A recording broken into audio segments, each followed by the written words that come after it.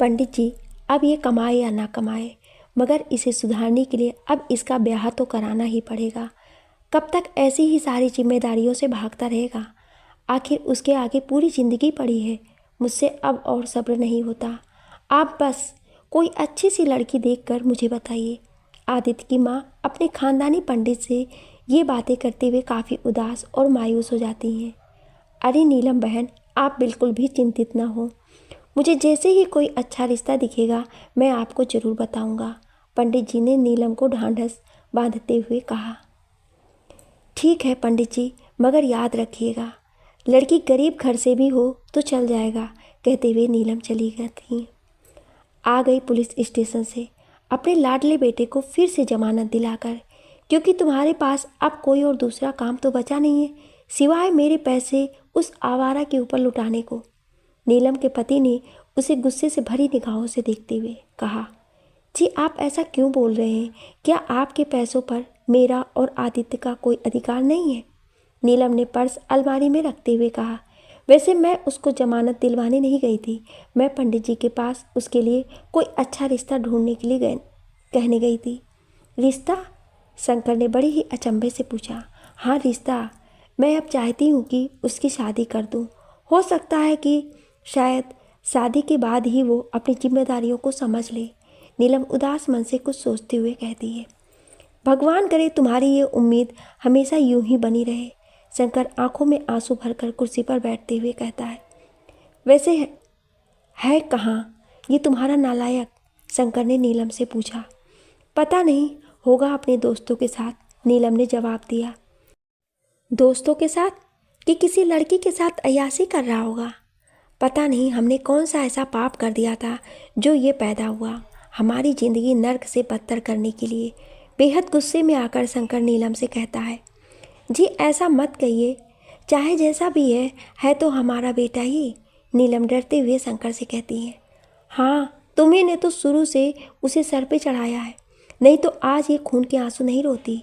और अगर आज भी तुम उसकी पक्षधर बनी रही तो इससे भी बुरा हाल कर देगा वो हमारा। कहते हुए शंकर अपने कमरे में चला जाता है। नीलम आदित्य को फ़ोन लगाती है, लेकिन उसका फ़ोन बार बार बंद ही बताता है। उसका दिल घबरा जाता है कि कहीं फिर से। नीलम आदित्य के दोस्त विवेक को फ़ोन करके पूछती है तो सामने से जवाब आता है कि आदित्य तो 2 घंटे पहले ही हमारे पास से चला गया। मुझे नहीं पता कहाँ होगा वो। ठीक है बेटा, अगर पता चले तो मुझे भी खबर कर देना। कहते हुए नीलम फ़ोन काट देती है। आज नीलम बहुत परेशान सी लग रही है, जैसे कुछ अजीब सा होने वाला हो। क्यों आज तक आदित्य इतनी देर में तो घर आया नहीं, और ना ही वो कभी अपना फ़ोन ऐसे बंद रखता है। आज नीलम बहुत बेचैन हो रही है, ये सोच कर कि आदित्य चाहे जहाँ भी रहे, लेकिन रात के 2:30 बज रहे हैं, वो इस समय तक तो हर हाल में घर आ जाता है। कहीं कुछ, अरे मैं भी क्या कुछ नहीं सोचती, होगा कहीं, मगर कहाँ। नीलम अपने आप को थोड़ी सांत्वना देने के बाद फिर से चिंतित हो जाती है।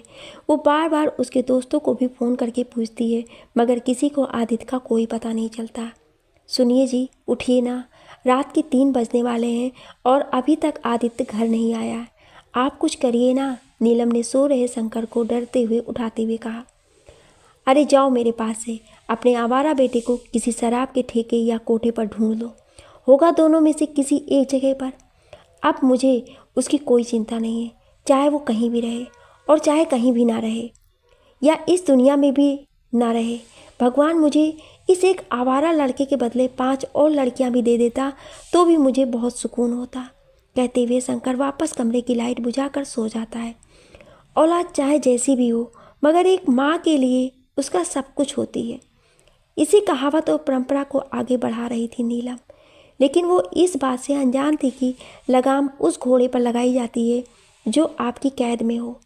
जिसे एक बार रिहा कर दिया तो दोबारा वो कैदी नहीं बन सकता, वो बगावत पर उतर जाता है। रात के सभी पहर गुजरते जा रहे थे और नीलम की बेचैनी और मायूसी भी चरम पर जा रही थी। खैर, जैसे तैसे दिल पर पत्थर रखकर नीलम ने रात गुजार ली, लेकिन उसके दिमाग में सिर्फ और सिर्फ यही सवाल है कि आखिर आदित्य कहाँ है। जैसे ही सूरज की पहली किरण निकली, नीलम भी निकल गई ढूंढने अपने बेटे को।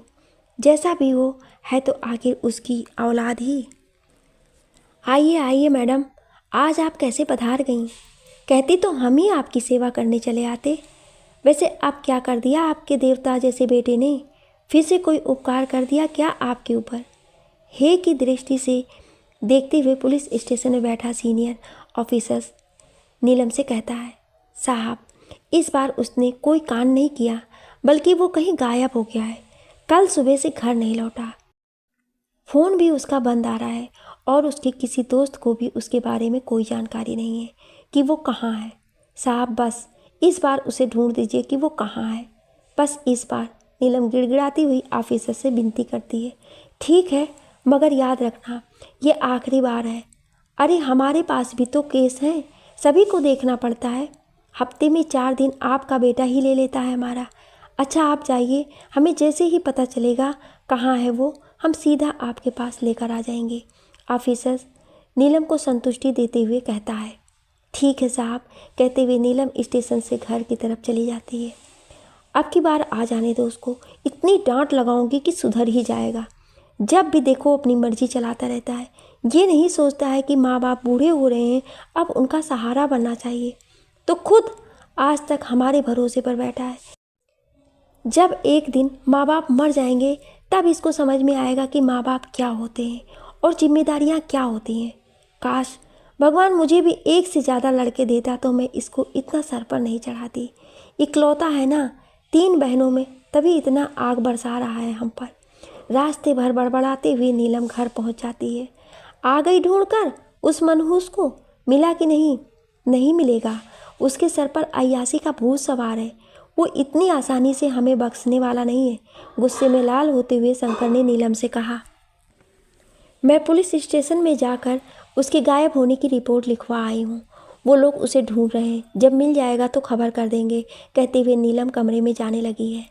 मैं तो ये कह रहा हूँ नीलम, तुम ये क्यों नहीं मान लेती कि हमारा कोई बेटा है ही नहीं?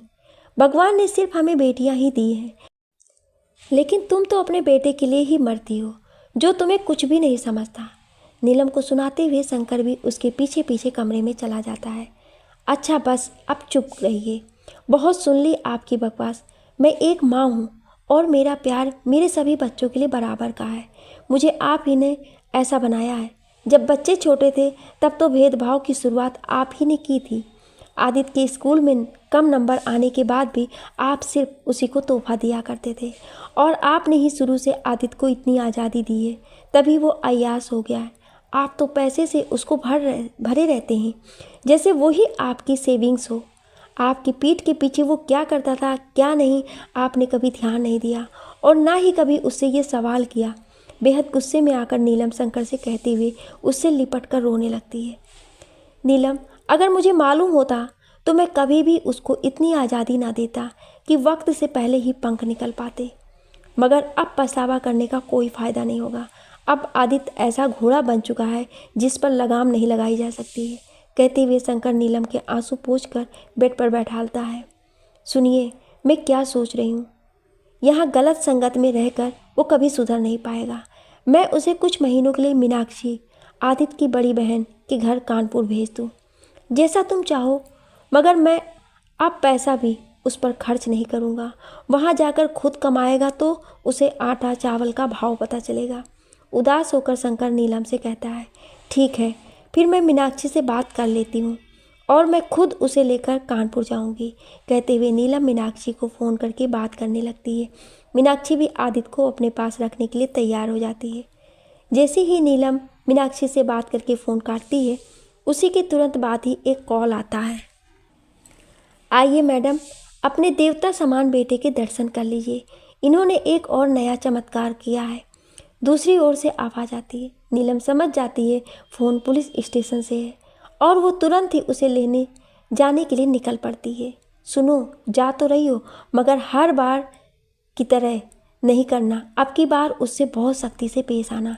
जाती हुई नीलम से शंकर ने कहा, आइए मैडम, मिलिए अपने वासना के गुरु से, जिस्म के पुजारी से। यहीं भोपाल के एक होटल में कल से किसी लड़की के साथ रंगरेलियाँ मना रहे थे। पुलिस स्टेशन पहुंचते ही सीनियर ऑफिसर ने नीलम से कहा, आज नीलम बहुत गुस्से में होती है और आदित्य को 4-5 तमाचे जड़ देती है। चल आज घर तू अब इस शहर में नहीं रहेगा। कोई जिम्मेदारी नहीं, कोई लाज नहीं। आदित्य का हाथ पकड़कर घर ले जाते हुए नीलम ने उससे कहा, माँ मेरी बात तो सुनो। अच्छा अब मैं कुछ गलत काम नहीं करूँगा और कोई अच्छा सा काम ढूंढकर आप लोगों की जिम्मेदारियाँ भी उठाऊँगा। बड़े विनम्र भाव से आदित्य ने अपनी माँ नीलम से कहा। मुझे तेरी कोई भी बात नहीं सुननी, नीलम ने बहुत कड़ी आवाज़ में आदित्य से कहा। नीलम घर पहुंचते ही आदित्य का सारा सामान बांधती है और कानपुर की अगली ट्रेन के लिए आदित्य के साथ रवाना हो जाती है। अरे मम्मी और आदित्य, आइए आइए। दोनों को कानपुर में देखकर मीनाक्षी बहुत खुश होती है और उनका स्वागत भी करती है। आदित्य और उसकी माँ दोनों मीनाक्षी से मिलकर बहुत खुश होते हैं। आदित्य और नीलम मीनाक्षी से थोड़ी देर इधर उधर की बात और हालचाल लेने के बाद आदित्य वहाँ से उठकर मीनाक्षी के बच्चों के पास चला जाता है उनके साथ खेलने के लिए। देख मीनाक्षी, तू तो सब कुछ जानती है। एक नंबर का आवारा और अय्यास है तेरा भाई। भोपाल में रहकर तो ये कभी सुधरने वाला नहीं है। मैंने पंडित जी से कहकर इसके लिए कोई रिश्ता ढूंढने को तो कह ही दिया है, मगर मैं चाहती हूँ कि ब्याह से पहले ही ये कुछ जिम्मेदारी समझने लगे। तभी तेरे पास कुछ महीने के लिए रख रही हूँ इसे, क्योंकि हर जगह मैं नहीं आऊँगी इसे जमानत दिलवाने के लिए। नीलम बड़ी व्यथा में डूबकर मीनाक्षी से कहती है, मम्मी आप बिल्कुल भी परेशान मत होइए। मुझसे जितना जो भी इसे सुधारने के लिए हो सकेगा मैं करूँगी। मीनाक्षी इस बात की सांत्वना अपनी माँ को देती है। और हाँ, थोड़े दिन बाद इसे पैसे वैसे देना सब बंद कर देना। मैं तुझे इसका खर्च तो भेजती रहूँगी, मगर तू इसके हाथ में कभी पैसे मत देना। थोड़े दिन बाद जब इसे पैसों की दिक्कतें होने लगेंगी तब ये खुद ही कुछ कमाने को सोचेगा। फिर तो मेहनत करने वाले हर इंसान को अपनी जिम्मेदारी का एहसास धीरे धीरे होने ही लगता है। नीलम मीनाक्षी को हिदायत देते हुए कहती है, मम्मी आप मुझ पर भरोसा करिए। आप जैसा कहेंगी मैं बिल्कुल वैसा ही करूँगी, मीनाक्षी ने कहा। 2 दिन बाद, अच्छा मीनाक्षी बेटा, मैं अब जाने की तैयारी करती हूँ। तेरे बाबा अकेले हैं घर पर और तू तो जानती है उनका स्वभाव। मुझे अब जाना ही पड़ेगा, नीलम ने मीनाक्षी से कहा। ठीक है मम्मी, दोबारा जल्द ही आना। हाँ आऊँगी ना, अब की बार अपने बेटे और बहू को साथ लेकर। हाँ ज़रूर, कहकर मीनाक्षी और नीलम हंस पड़ती है। ठीक उसी शाम नीलम टिकट करवाकर वापस भोपाल को लौट जाती है। अब आदित्य कानपुर में है अपनी बड़ी बहन मीनाक्षी के पास। हमने आदित्य की ज़िंदगी को तो पूरी तरह जान लिया। आइए अब थोड़ा बहुत सा सब कुछ जानने की कोशिश करते हैं कोयल के बारे में। आखिर कौन है कोयल? छोड़ दो मुझे वापस जाना है। मुझे नहीं रहना यहाँ। मुझे मेरे घर जाना है। मैं ये सब काम नहीं कर पाऊँगी। छोड़ दो मुझे, छोड़ दो। चारों तरफ गुंडों से घिरी नैना उस पर रहम करने के लिए उसे भीख मांगती है। ए चुपचाप चल, ज़्यादा पकड़ पकड़ मत कर, वरना तेरा ऐसा हाल करूँगा कि ऊपर जाने के अलावा और कहीं जाने के लायक नहीं बचेगी। उन्हीं में से एक गुंडा बड़ी बेरहमी से नैना के बाल नचाते हुए उससे कहता है। नैना को पकड़कर सब गुंडे लाकर हसीना आपा के कदमों में डाल देते हैं। अरे अरे आराम से, कहीं उसको कुछ हो ना जाए, हसीना ने मुस्कुराते हुए उन गुंडे से कहा। हसीना आपा? मैडम कानपुर सेंट्रल स्टेशन पर कलकत्ता की ट्रेन में बैठने का टिकट ले रही थी, एक गुंडे ने कहा। अरे तो जाने देते ना, क्यों पकड़ लाए बेचारी को? उसके माँ बाप इंतजार कर रहे होंगे इसका। हसीना ने बड़े चालाकी वाला मुंह बनाकर हंसते हुए कहा। आपा आप मुझे माफ़ कर दीजिए। अब से मैं कभी नहीं भागूंगी, कहीं नहीं जाऊंगी। अब आपा बस इस बार माफ़ कर दीजिए। रोती हुई गिड़गिड़ा कर नैना हसीना के पैर पकड़कर कहती है, जा, तुझे आखिरी बार माफ़ किया, इसके बाद कभी माफ़ी के लायक नहीं बचेगी। जाओ और इसे कील का तोहफा दो। हसीना हर भागने वाली लड़कियों के पैर में ठोक कर उनको लंगड़ा कर देती है, जिससे वो दोबारा कभी ना भाग पाए। बहुत गुस्से में आकर हसीना अपने गुंडों को ये हुक्म देती है। आपा नहीं, आपा मुझे माफ़ कर दीजिए। मैं अब नहीं जाऊंगी। जैसा आप बोलेंगी मैं बिल्कुल वैसा ही करूंगी। आपा। नैना की ये करुणा भरी चीखें पूरे कोठे में तब गूंज उठती है जब उसके पैर में कील ठोक कर उसे अपाहिज कर दिया जाता है। कोठे की और दूसरी लड़कियां आपस में बात करती हैं। आज नैना का ये हाल देखकर मुझे बहुत डर लगने लगा है।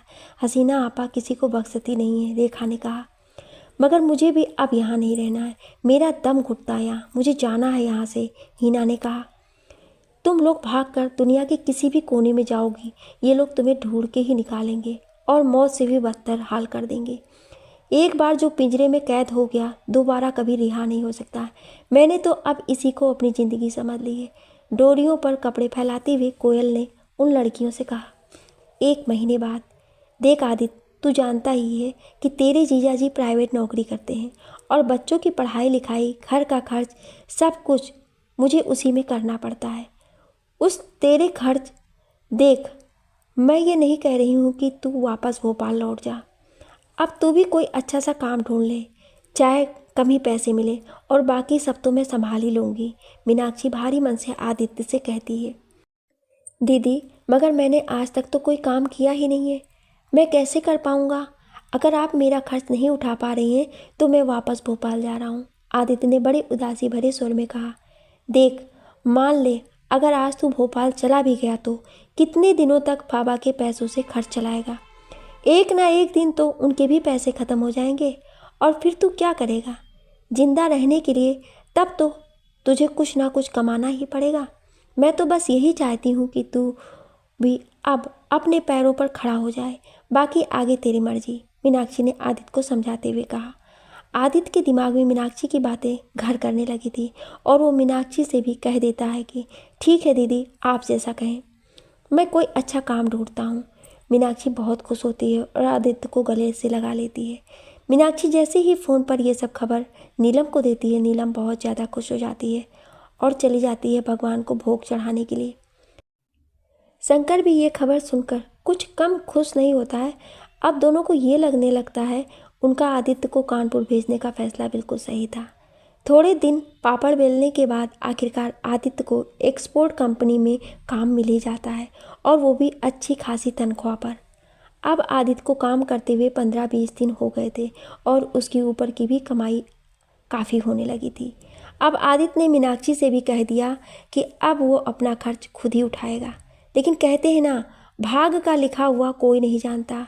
वही हुआ और आदित्य के पास पैसे होने की वजह से उस पर अय्यासी का भूत फिर से सवार हो गया। अब आदित्य वासना की प्यास बुझाने के लिए अपने दोस्त से किसी लड़की के बारे में पूछता है तो उसका दोस्त उसे हसीना आपा के कोठे के बारे में बताता है, जो कि वो खुद भी वहाँ जाया करता है। आदित्य की उत्सुकता बढ़ जाती है और वो दोस्त से कहता है, चल यार, ले चल, बहुत दिन हो गए हैं, कोई मिला नहीं, सब्र रख यार, वहाँ तुझे एक से एक वैरायटी मिलेगी, जिसे तू चाहे उसके साथ जा सकता है, आदित्य के दोस्त ने उससे कहा। आदित्य अपने दोस्त के साथ हसीना आपा के कोठे पर पहुंचता है। अरे आओ आओ जनाब, बड़े दिन बाद तलब लगी आपको, कहीं दूसरी पार्टी में तो नहीं शामिल हो गए, हसीना ने हंसते हुए आदित्य के दोस्त से कहा। अरे ऐसी बात नहीं आपा, आपके कोठे से तो हमारा बहुत पुराना नाता है, मगर आज मैं अपने दोस्त की तबीयत दुरुस्त करवाने आया हूँ, आदित्य के दोस्त ने कहा। भाई, हमें तो आप दुरुस्त नोट दिखाइए, हम आपकी तबीयत दुरुस्त करवा दें, हसीना ने आदित्य पान थूकते हुए कहा। अरे मैडम, बोलिए कितने चाहिए, बस लड़की मस्त होनी चाहिए, आदित्य ने हसीना को पैसे देते हुए कहा। फिक्र ना करें जनाब, हमारे पास सभी लड़कियां लाजवाब हैं, दिल खुश हो जाएगा आपका, हसीना ने कहा। ए राजू, लड़कियों को बुलाओ, हसीना ने दलाल से कहा। सभी लड़कियां आकर सामने खड़ी हो जाती हैं। लीजिए जनाब, अपनी मनपसंद चिड़िया के साथ गुटुरगू करिए, हसीना ने आदित्य से कहा। सभी लड़कियां खड़ी रहती हैं, मगर आदित्य की नज़र कोयल पर पड़ती है। 20-21 साल की उम्र, मासूम सा चेहरा, बड़ी बड़ी आंखें, नाक में सोने का तार, खुले बाल, सलवार सूट में कोयल बेपनाह खूबसूरत लग रही थी। मुझे ये पसंद है, मुझे इसी के साथ जाना है, आदित्य ने कोयल की तरफ इशारा करते हुए कहा। अरे वाह जनाब, बड़ी महंगी पसंद है आपकी, जाइए, आपको खुश कर देगी ये तो। कोयल आदित्य को कमरे में ले जाती है। सर, आप कुछ लेंगे, चाय, बिस्किट या फिर कुछ ठंडा? कोयल ने बड़े ही प्यार से हंसते हुए अपना दुपट्टा उतारते हुए आदित्य से कहा। नहीं, कुछ नहीं, आदित्य ने जवाब दिया। चलिए फिर बैठ लेते हैं, कोयल ने कहा। हम बिस्तर होने के बाद आदित्य अपनी शर्ट का बटन बंद करते हुए कोयल से पूछता है, तुम्हारा नाम क्या है? कोयल। कोयल, बड़ा प्यारा नाम है, वैसे तुम पर जच भी रहा है ये नाम। थैंक यू, कोयल ने कहा। तुम इंग्लिश भी जानती हो क्या? हाँ, थोड़ी बहुत 9वीं कक्षा तक पढ़ी हूँ, कोयल ने कहा। तुम अपने सभी ग्राहकों में से ऐसे ही हंसकर बात करती हो? आदित्य ने कोयल से बड़ी उत्सुकता से पूछा। हाँ, क्यों? कोयल बोली। नहीं, ऐसे ही। तुम्हारा नाम बिल्कुल तुम्हारे ऊपर सूट कर रहा है। कोयल, बिल्कुल कोयल जैसी बोली है तुम्हारी, मीठी। आदित्य ने कुछ भावनाओं में डूबकर कोयल से कहा। थैंक यू सर, कोयल ने मुस्कुराते हुए कहा। अच्छा, चलता हूँ, फिर आऊँगा। तुम्हारे साथ बैठने के लिए अच्छा लगा तुमसे मिलकर, आदित्य ने कहा। ठीक है, कहते हुए कोयल कमरे का दरवाज़ा खोल देती है। कितनी अच्छी, कितनी प्यार से बोलने वाली और हमेशा खुश रहने वाली, कितनी खूबसूरत है वो। आज पहली बार इतनी खुश मिजाज और मीठा बोलने वाली लड़की को वो देखा है। आदित्य अपने मन में कोयल के लिए ये सब ख्याल सोचते हुए घर की ओर जाता है। पूरी रात गुजरती जा रही थी मगर आदित्य के दिल से कोयल का ख्याल नहीं जा रहा था। सुबह हुई और आदित्य आज फिर बेचैन हो गया हसीना आपा के कोठे पर जाने के लिए। आज शाम के समय आदित्य अकेले ही कोठे पर जाता है। आइए आइए जनाब, लगता है आप भी बड़े शौकीन हैं, हसीना ने आदित्य से पान की पीक थूकते हुए कहा। आपकी लड़की कमाल की है हसीना आपा, मुझसे रहा नहीं गया, मैं फिर आ गया, आदित्य ने हसीना को पैसे देते हुए कहा। ए राजू, जा लड़कियां ले आ, हसीना ने दलाल से कहा। अरे हसीना आपा, लड़कियां बुलाने की ज़रूरत नहीं है, मुझे सिर्फ कोयल ही चाहिए, आदित्य फौरन बोल पड़ा। अरे वाह, लगता है आपको कुछ खास पसंद आ गई है हमारी कोयल, हसीना ने कहा। आदित्य ने हंसते हुए हाँ में सर हिलाया। जाइए, सामने सीधे जाकर बाएं हाथ पर दूसरा कमरा उसी का है, चले जाइए। आदित्य कमरे के बाहर खटखटाता है। कोयल दरवाज़ा खोलती है। अरे सर, आप आइए ना, आप क्या लेंगे, चाय, बिस्किट या फिर कुछ ठंडा? आज फिर कोयल ने कमरे का दरवाज़ा बंद करने के बाद अपना दुपट्टा उतारते हुए आदित्य से पूछा। आदित्य ना में सर हिला देता है। आज फिर हम बिस्तर होने के बाद आदित्य कोयल को कुछ जानने की कोशिश करता है। तुम यहाँ कितने सालों से हो? आदित्य अपनी शर्ट के बटन बंद करते हुए कोयल से पूछता है। 5 सालों से। कभी मन नहीं किया यहाँ से भागने का? आदित्य ने कुछ सरल अंदाज में कोयल से पूछा। किया था ना, बहुत पहले, मगर अब नहीं, ये मेरी ज़िंदगी बन गई है अब, और मैं इसी में खुश हूँ, कोयल ने बड़ी ही उदासी भरे स्वर में मगर हंसते हुए जवाब दिया। वैसे तुम हो कहाँ से और यहाँ कैसे आई? आदित्य ने पूछा। आदित्य के इस सवाल पर कोयल बिल्कुल चुप हो जाती है और कुछ नहीं बोलती है। चलो मत बताओ, फिर कभी बता देना, वैसे भी अभी बहुत मुलाकातें बाकी है, आदित्य बिल्कुल सहज होकर कहता है। चलो मैं ही बता देता हूँ मैं कहाँ से हूँ। मैं भोपाल से हूँ और यहाँ कानपुर में अपनी दीदी के घर पर रहता हूँ। परिवार में माँ बाबा हैं और 3 बहनें हैं, सभी की शादी भी हो गई है। कहते हुए आदित्य बाहर की ओर बढ़ने लगता है। फिर आइएगा, कहते हुए कोयल कमरे का दरवाज़ा खोल देती है और आदित्य चला जाता है। दिन गुजरते जा रहे थे और आदित्य अब रोज कोयल से मिलने के बहाने कोठे पर जाने लगा। पहले आज 15वां दिन था वो जब आदित्य कोयल के साथ बैठने गया। लगता है जनाब को हमारी कोयल कुछ ज़्यादा ही पसंद आ गई है, तभी तो रोज़ आ जाते हैं अपनी जेब ढीली करने, कहते हुए हसीना आदित्य को कोयल के कमरे की तरफ जाने का इशारा करती है। आइए सर, कोयल ने रोज़ की तरह आज भी आदित्य से कहा। ए, तुम मुझे सर मत कहा करो, मेरा नाम आदित्य है और मुझसे आपसे नहीं तुम बात किया करो, थोड़ा अपनापन लगता है, कहते हुए आदित्य कमरे में पड़े बेड पर बैठ जाता है। अच्छा तो आदित्य, तुम क्या लोगे, चाय, बिस्किट या फिर कुछ ठंडा? कोयल ने आदित्य की तरफ मुस्कुराते हुए कहा और फिर दरवाज़ा बंद कर लिया। कोयल, इतने दिन हो गए हैं, तुमने आज तक मुझसे खुलकर बात नहीं की और ना ही तुमने ये बताया कि तुम कहाँ से हो और यहाँ कैसे आई? आदित्य उत्तेजित होकर कोयल से ये सवाल करता है। चलिए, अच्छा आज आपको बता ही देती हूँ कि मैं कहाँ से हूँ। मैं वाराणसी से हूँ, कोयल ने जवाब दिया। तो यहाँ कैसे आ गई? आदित्य ने भौंवे सिकोड़ कर यह सवाल पूछा।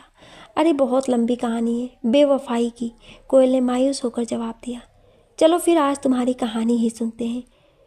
बार बार कोयल के मना करने के बाद भी आदित्य आज नहीं मानता और उसके अतीत को जानने के लिए जिद करने लगता है।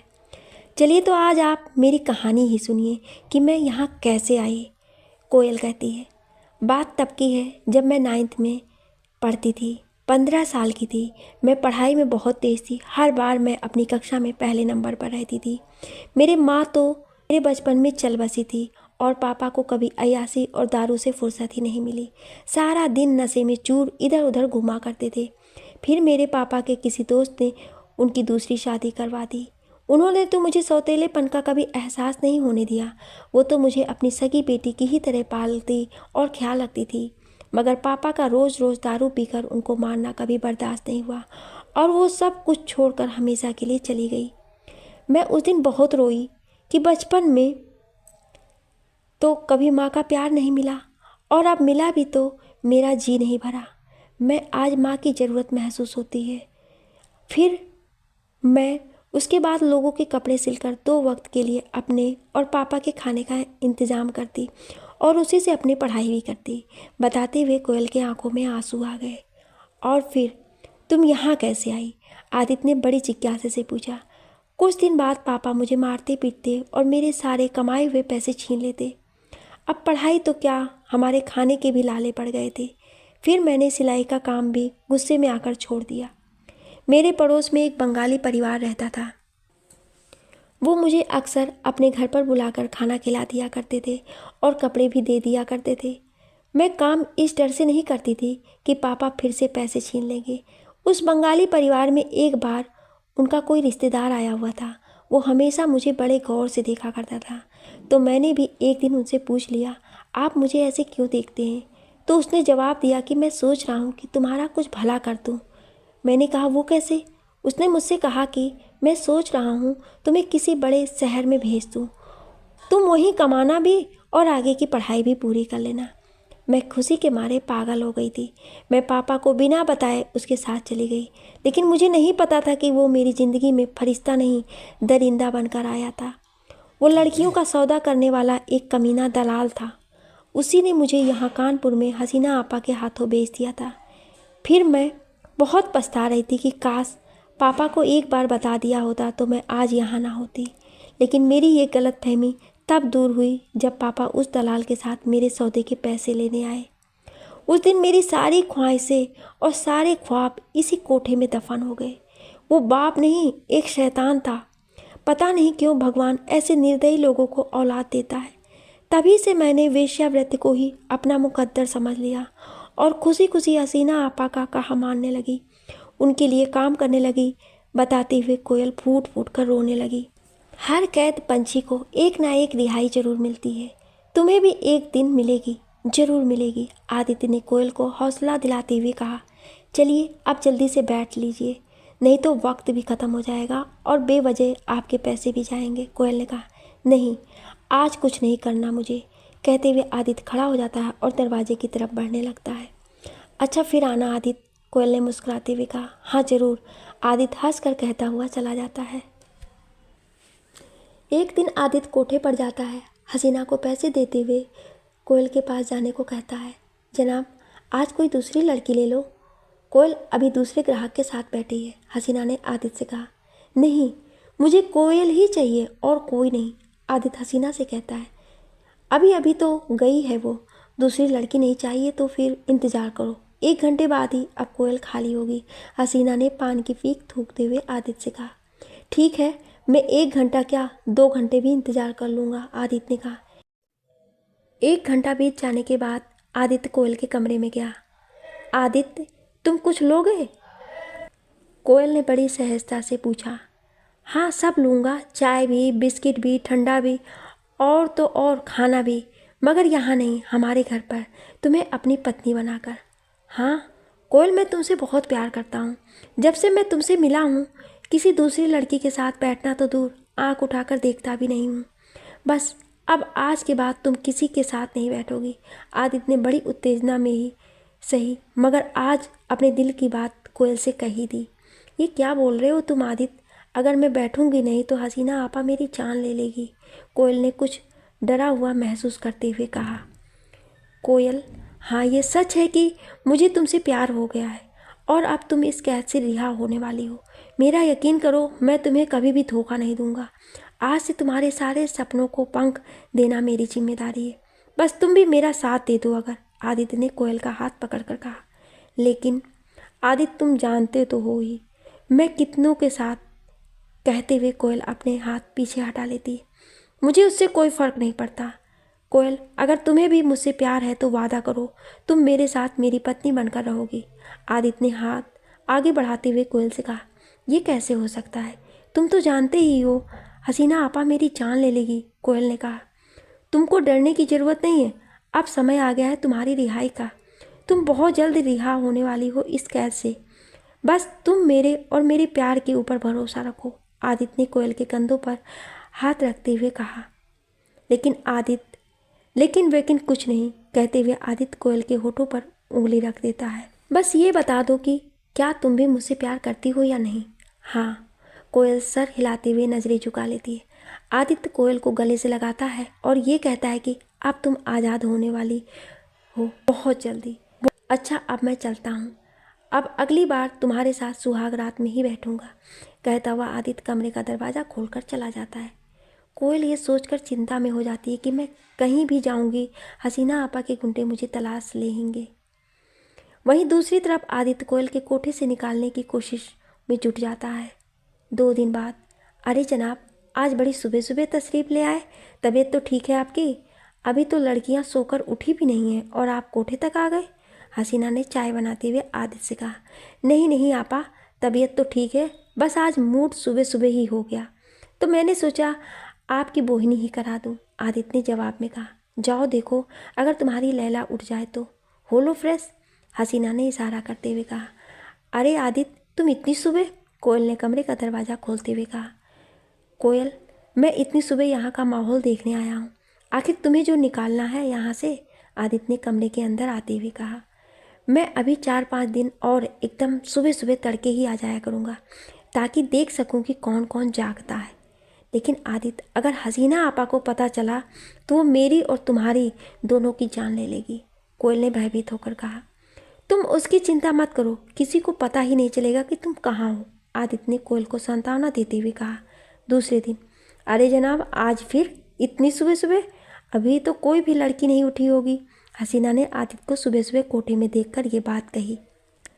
आपा, वो कल सुबह सुबह ही कर लिया था तो दिन भर बहुत हल्का महसूस कर रहा था, तभी मैंने सोचा कि हल्का भी हो लूँ और सुबह सुबह आपकी बोहनी भी करा लूँ, कहता हुआ आदित्य कोयल के कमरे की ओर चला जाता है। कोयल कमरे का दरवाज़ा खोलकर आदित्य को अंदर कर लेती है। कोयल, जिस दिन भी तुम यहाँ से निकलना, यही समय है यहाँ से रिहा होने का। इस समय सारे लोग सोते रहते हैं और बाहर गेट पर पहरा देने वाले गुंडे भी। हसीना भी इस समय चाय लेकर कमरे में चली जाती है और फिर वहीं सो जाती है। यही बिल्कुल सही वक्त है निकलने का। तो ठीक है, तुम परसों यहाँ से निकलोगे, आदित्य ने यह सब कोयल से कहा। लेकिन आदित्य, मुझे बहुत डर लग रहा। हसीना के गुंडे हमें दुनिया के किसी भी कोने से ढूंढ लेंगे और फिर मेरी ज़िंदगी मौत से भी बदतर कर देंगे। कोयल उदास मन से डरते हुए आदित्य से कहती है। कोयल, तुम बस मेरे इश्क पर भरोसा रखो, मैं तुम पर आँच भी नहीं आने दूंगा, कहता हुआ आदित्य कोयल को सीने से लगा लेता है। आदित्य अब दोनों दिनों तक सुबह सुबह ही आ जाता है। हसीना पैसे लेकर कमरे में चली जाती है। आज कोयल को रिहाई मिलने वाली है। कोयल, जल्दी से तुम बैठक से होती हुई बाहर निकलो और किसी चालू रोड पर जाओ जहाँ मैं तुम्हें आसानी से देख सकूँ। कमरे में प्रवेश करते हुए आदित्य ने तुरंत कोयल से कहा। कोयल कमरे से झाँक कर दाईं बाईं देखती और मेन गेट से बाहर की ओर भागती हुई चली जाती है। पीछे पीछे आदित्य भी चला जाता है। आदित्य, मुझे बहुत डर लग रहा है, कोयल ने कहा। अब डरने की कोई ज़रूरत नहीं है मेरी जान। सबसे पहले हम कोर्ट में जाकर शादी करेंगे, फिर तुम्हें अपने घर ले चलूँगा भोपाल, आदित्य ने कहा।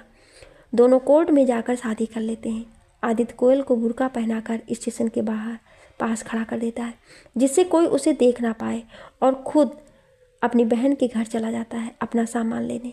मगर आदित्य मीनाक्षी को ये नहीं बताता है कि उसने कोयल से ब्याह कर लिया है।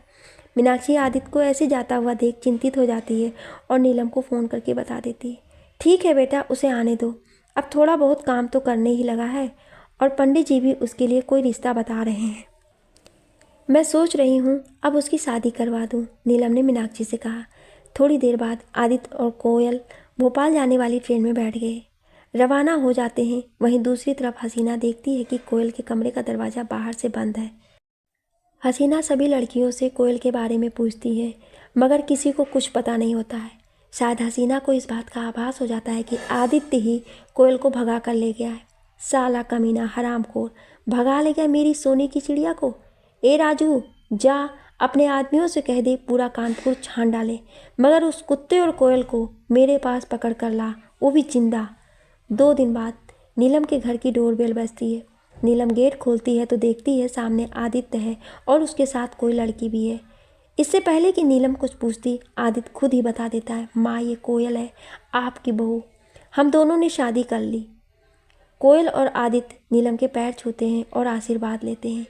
नीलम कोई भी सवाल करने से पहले आरती की थाली लाती है और कोयल और आदित्य की आरती उतारती है। कोयल का आदित्य के घर में प्रवेश के बाद नीलम कोयल को आदित्य के कमरे में आराम करने के लिए भेज देती है। मगर बेटा ये कहाँ की है, और इसके माँ बाप ऐसे भागकर शादी करना ठीक नहीं है। मुझे बता देता, मैं खुद उसके घर रिश्ता लेकर चली जाती।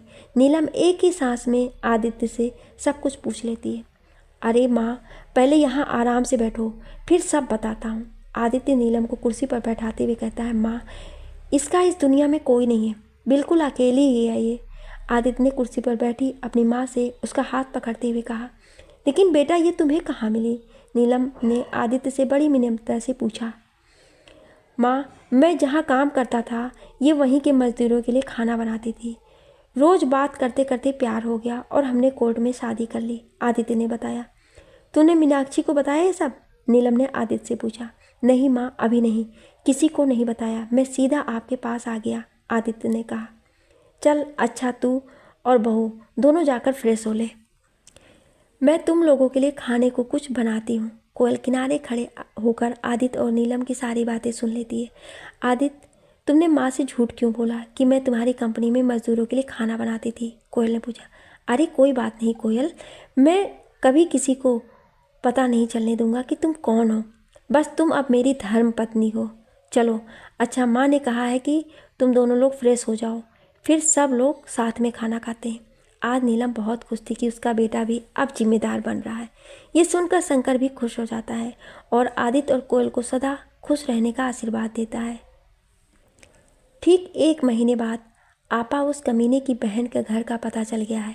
यहीं कानपुर में रहती है। गुंडे ने हसीना से कहा, चलो आज तो यार आर या पार, साले को कोयल को तो लौटाना ही पड़ेगा, कुत्ते की औलाद, हसीना ने कहा। मीनाक्षी के घर की डोरबेल बजती है। कौन है? कहते हुए मीनाक्षी दरवाज़ा खोलती है। चल रे हट, बता कहाँ है हरामी का पिल्ला, आदित्य कहाँ है? मीनाक्षी को धकेलते हुए हसीना सभी को सभी गुंडे से कहती है, ढूंढ डालो पूरा घर। अरे मगर आप लोग हो कौन? आदित्य यहाँ नहीं है, क्या किया है उसने? मीनाक्षी ने डरते हुए पूछा। क्या किया है? साला मेरी सोने की चिड़िया को भगा कर ले गया, कहाँ है बुज़दिल? हसीना ने चीखते हुए मीनाक्षी से पूछा। मीनाक्षी पूरी चौंक जाती है और कहती है, वो तो भोपाल में है, अपने घर पर। बोल उससे जितनी जल्दी हो सके कोयल को लौटा दे। जब तक कोयल नहीं आ जाती तेरी ये बेटी हमारे पास रहेगी। अगर कोयल नहीं मिली तो हम वो सब काम तेरी बेटी से भी करवाएंगे जो कोयल करती थी। कहते हुए हसीना गुंडों को लिली, मीनाक्षी की बेटी को उठाने का इशारा करती है। मुझे कोयल जितनी जल्दी हो सके उतनी जल्दी चाहिए, नहीं तो भूल जा कि तेरी भी कोई बेटी थी, कहती हुई हसीना जाने लगती है। अरे अरे, मेरी बेटी को कहाँ ले जा रहे हैं आप? हमने क्या किया है? छोड़ दो मेरी बेटी को, मीनाक्षी रोते हुए चीखती रहती है। मगर हसीना और उसके बेटे लिली को गाड़ी में बैठा कर चले जाते हैं। अब मीनाक्षी को समझ में आ चुका है कि कोयल कोई आम लड़की नहीं, एक वेश्या है। वो तुरंत पहले अपने पति को फ़ोन करती है और घर बुलाती है और फिर नीलम के पास फ़ोन करके सारी बात बताती है। नीलम के पैरों तले ज़मीन खिसक जाती है। नीलम फ़ौरन आदित्य और कोयल के कमरे में जाती है और बिना कुछ पूछे कोयल और आदित्य को 4-5 तमाचे जड़ देती है। आदित्य सच बता तो कि ये लड़की कौन है? नीलम बेहद गुस्से में आकर आदित्य से पूछती है।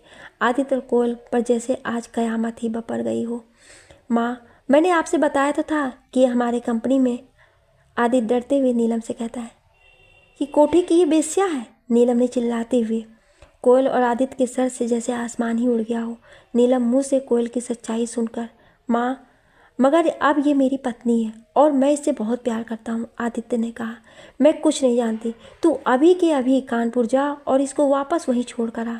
तुझे पता है मीनाक्षी के घर कोई औरत 5-6 गुंडों के साथ आई थी और लिली को उठाकर ले गई, और साथ ही ये कह गई है कि जब तक तू इस वेश्या को वहाँ छोड़कर नहीं आएगा वो लिली को नहीं छोड़ेंगे, नीलम ने रोते हुए कहा। आदित्य और कोयल समझ गए थे कि हसीना ही आई होगी अपने गुंडों को लेकर। आदित्य मुझे तुम वहीं छोड़ आओ, मगर लिली को कुछ नहीं होना चाहिए। कोयल ने रोते हुए आदित्य से कहा, सब तेरी वजह से हो रहा है, ग्रहण बनकर आ गई हमारी ज़िंदगी में। अगर मेरी लिली को कुछ भी हो गया तो मैं तुझे जिंदा नहीं छोड़ूंगी। नीलम ने कोयल की तरफ उंगली दिखाते हुए बात कही।